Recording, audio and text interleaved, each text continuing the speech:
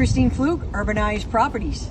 My name's Eric Greenstein with SoFlo Real Estate Investors. We are here at this SoFlo Summit that Eric and Bobby have put on. And here we are once again. The first time that we were able to attend together, I spoke at your event in October 2021. That was an awesome event. That was great speakers as well. Yeah. Hey, one of them was me. So I just kind of wanted to hop on. And again, networking is so important. We are here with Eric once again at his event. How long ago you started SoFlo?